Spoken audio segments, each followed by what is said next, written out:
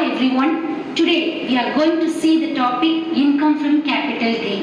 The content shows introduction of capital gain, capital assets, types of capital assets, types of capital gain, format to calculate capital gain, and formula for indexing and some exemptions. Capital gain is one of the sources of income chargeable to tax under Income Tax Act 1961. Capital gain means, according to section 45, subsection 1, any profit or gain arising from the transfer of a capital assets effected in the previous year, otherwise provided in section 54.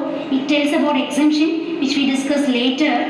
While calculating income from capital gain, we have to remember 2 points. There is the existence of a capital assets and income. That income arising from the transfer of a capital assets, the above sale transaction should be effected in the previous year. In simply, capital gain means any profit on sale of property or investment. For computing income from capital gain, before that, we should know what is capital assets. Capital assets defined under section 2, subsection 14, property of any kind held by an assessee, whether or not connected with his business or profession, and any security held by foreign institutional investor as per SEBI guidelines 1992, and it includes all types of properties, whether movable or immovable, tangible or intangible, fixed or floating. The few examples of capital assets are land, house property, vehicle, patents, trademark, gold, shares, mutual fund, etc. We have seen what is capital assets, and at the same time we should know what are the items not included in capital assets. Section 2, subsection 14 deals with that any stock in trade, raw material, consumable stores used in business or profession, and assets used by an assessee for their own use, that is personal use. Say for example, wearing apparel, TV, car, mobile phone, refrigerator, furniture, etc. There is some exception in personal items used by an assessee, jewellery, archaeological collection, sculptures, artwork done by an assessee, either painting or drawing. Even if it is treated as personal item, it comes under capital assets. And second one is agricultural land which is situated in rural India. It is a primary sector, so it is not included in capital assets. 6% gold bonds issued in the year 1977, 7% gold bonds 1980, National Defence Gold Bonds 1980 issued by central government, gold deposit bonds, gold certificate issued under gold monetization scheme 2015. Note that these are the items are excluded from the capital assets while computing income from capital gain. Next we move on to types of capital assets. There are two types of capital assets, short-term capital assets and long-term capital assets.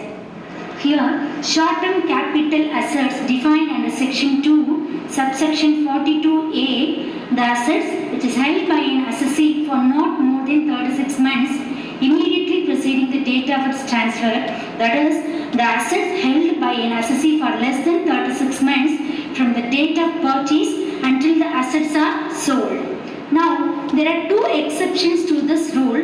The first exception is from the financial year 2017 to 18 onwards, the criteria of capital assets have been reduced from 36 months to 24 months in case of assets, land and building and house property. Such assets are held by an assessee for more than 24 months is treated as a long-term capital assets. And second one is some assets are considered as short-term capital assets when they are held for only 12 months or less than 12 months, that is securities and shares of listed companies in a recognized stock exchange. Here securities include shares, debenture, bonds, equity-oriented fund, government securities, mutual fund, zero coupon bonds, etc. And if these assets are held by an assessee more than 12 months, it is treated as a long-term capital assets. Already I told long-term capital assets, those assets which are held by an assessee for more than 36, 24, 12 months immediately preceding the date of its transfer. According to Income Tax Act, there are two types of capital gain. First one is short-term capital gain and long-term capital gain. Here, short-term capital gain refers to any gain from the transfer of a short-term capital assets will be treated as a short-term capital gain. Likewise, any gain arising from the transfer of a long-term capital asset is called as long-term capital gain. The capital gain is not applicable for the assets inherited property or assets received as gift. Here, there is a format to calculate short-term capital gain. You have to divide three columns, particular, amount inner column and amount outer column. First, you take full value of consideration, that is sale value of an asset. If there is any expenses incurred in connection with sale of an asset, it should be deducted from the full value of consideration. Then you get net consideration. Its cost of acquisition. Cost of acquisition means purchase price of an asset, that is original value of an asset. And cost of improvement refers any expenses made by an assessee to increase the life of the asset. Both cost of acquisition and cost of improvement should be deducted from the net consideration. Then you can get either short-term capital gain or short-term capital loss. The figure is positive, it is a short-term capital gain. The figure is negative, it is a short-term capital loss. Next, we see the format for calculating long-term capital gain. It is just like computation of short-term capital gain, but here we have to take indexed cost of acquisition and indexed cost of improvement. First, you take full value of consideration. You have to deduct expenses on sale of assets. Then you get net consideration. Along with, you have to deduct indexed cost of acquisition and indexed cost of improvement. Finally, you get either long-term capital gain or long-term capital loss. In order to calculate indexed cost of acquisition, you have to use this formula. Indexed cost of acquisition equal to cost of acquisition divided by CII of year of purchase multiplied with CII of year of transfer. Here, CII refers to cost inflation index.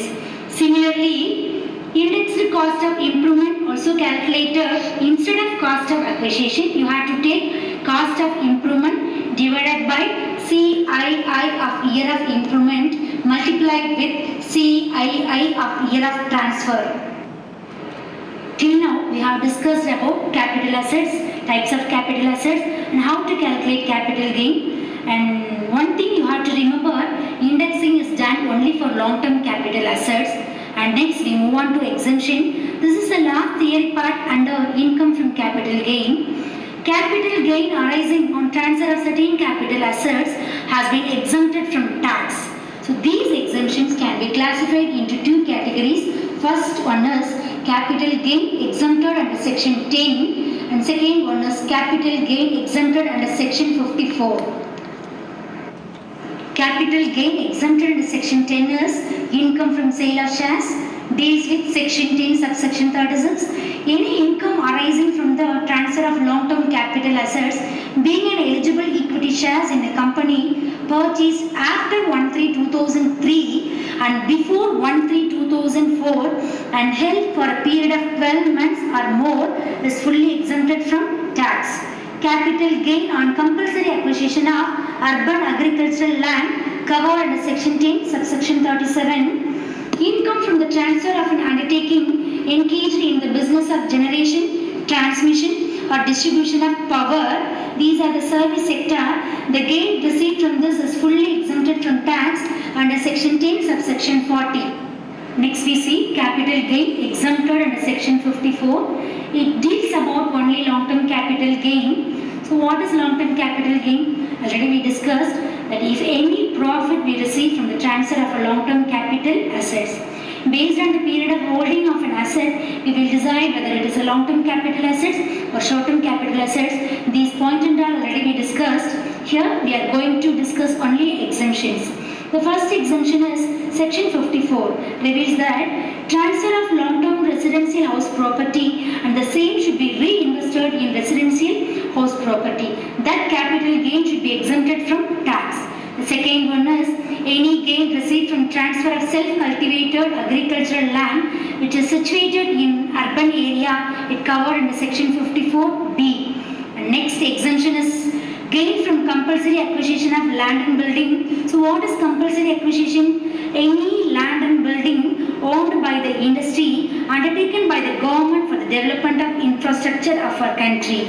And next exemption covered under Section 54EC, that is any long-term capital gain from land or building or both. Such gain should be invested in bonds which is redeemable after 5 years. Those assets issued by National Highway Authority of India, Rural Electrification Corporation Limited. Any long-term capital assets transferred by an assessee other than residential house, because there is an individual exemption for sale of residential house property under Section 54. Other than residential house property, if any asset sale by an assessee and receives any consideration and invest those consideration in purchase or construction of residential house, he can claim exemption under Section 54F. Here, 54G referred as shifting of an industry from urban area to non-urban area, and 54GA deals about urban area to any special economic zone. So in examination point of view, you have to concentrate on only on Section 54, 54EC and 54F. This video helps you to recollect capital gain under Income Tax Act. We will meet you in another topic. Thank you.